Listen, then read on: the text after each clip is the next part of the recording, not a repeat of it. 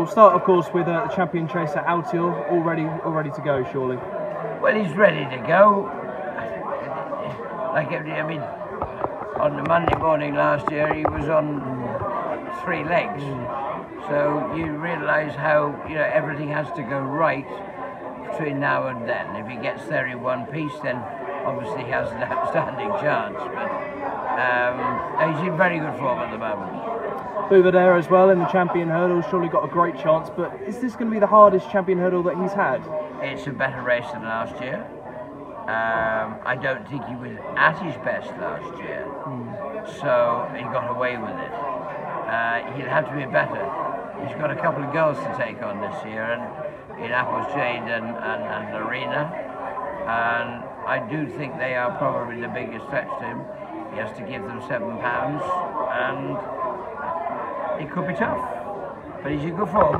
Barry really worked on Saturday and said he was really happy with him. So, if he's happy, I'm happy. And of course, the stablemate Verdana Blue got the better of him over Christmas. Yeah, but this is unlikely to be repeated. You're 2 miles around Cheltenham on what is certain to be good to soft, because that is the instruction, to be honest with you, that we will start on good to soft whatever happens. The difference between 2 miles on good to soft and a very sharp, easy 2 miles on pretty fast ground at Kempt, which was a slightly tactical race. I'll be very honest, Verdana Blue, in my opinion, will not confirm the form. But listen, it's not about that. She's well capable of being placed. She's there to have fun. They've had a fantastic season with her. She's entitled to run. And Brainplow the same. I think he's probably, after Bouvedere, I think he's probably the best of the Brits. He was very good in the international there. The better the ground, the better he'll be. So, if it eases up, then Bouvedere sort of has another advantage as well. You've got plenty of novices, of course, in the colours of JP. Starting, of course, with the Ballymore. You've got Champ. Does the form of the Challow worry you at all? I know the 3rd horse got beaten at Kelso or something like that. I don't think you go on it at the time. It was deemed a good performance. I think he's done nothing wrong. I think he comes in with a very good chance. It's an open race, actually. You got Birchdale as well, goes for the Albert Bartlett. We'll go 3 with him. I wouldn't have been frightened to come back to 2.5, but again, because of Champ, I don't want to go 3 with Champ. I'll probably be proved totally wrong.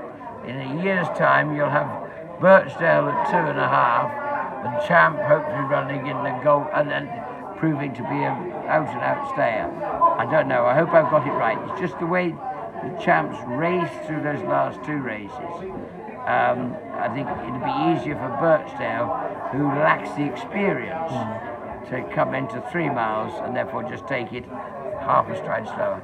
And you've got the exciting mare Epatante as well, which we were just speaking about a few moments ago. She's got so much class, hasn't she? She has. We'll probably run 4 in that.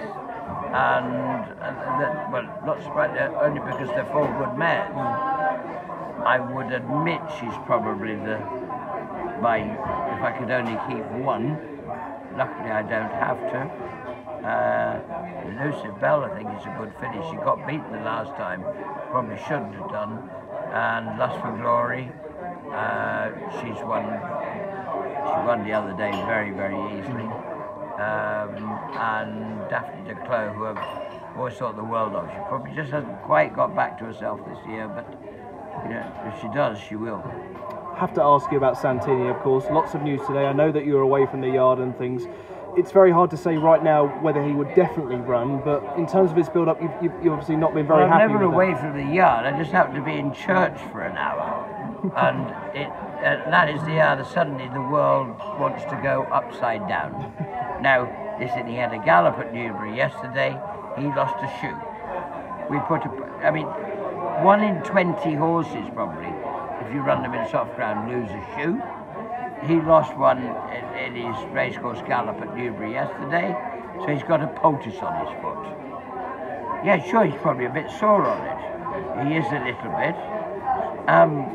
He's got a poultice on his foot, and the world's gone into panic mode. If you saw Altior on the Monday of Cheltenham last year, you'd have sworn, not only will he not run on Wednesday, he'll never run again. But I had very good farriers, very good blacksmiths, and by Tuesday, it's 100%. Now, the world's gone into meltdown this afternoon, apparently. As I say, unfortunately, while I was in a memorial service, which was rather sad, and you come out of it, and the phone goes ballistic, and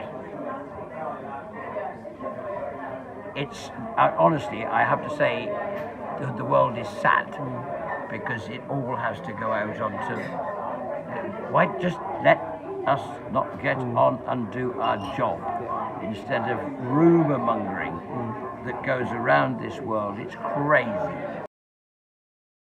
OK Corral is a horse that certainly has attracted money in recent weeks. National hunt chase for him?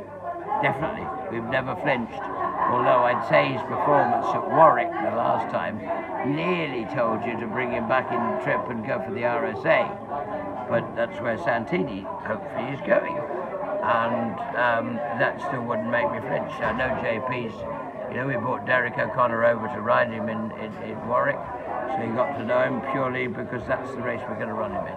Penultimately, we'll come to the Supreme. You've got Angel's Breath, of course, second in the Dovecote the other day, and Mr. Fisher, the form boosted with Rouge Biff, winning the other day as well. Two great chances.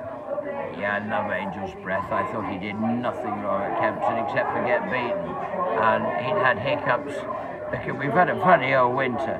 Everything was going smoothly, then all of a sudden we got a ferocious, in this part of the world, here in particular, at home we had 1.5 foot of snow, we were minus 18 degrees, so we had a week off. We had 3 days to get going again, and suddenly flu hits the world. And we were unlucky. We got caught on what I'd call the wrong strategy on our flu vaccinations. You can do it 2 or 3 different ways. We're covered, they're vaccinated, but they suddenly reduced it to 6 months. We got caught out. So that meant everybody had to go and step back again for a week. And that's not much fun.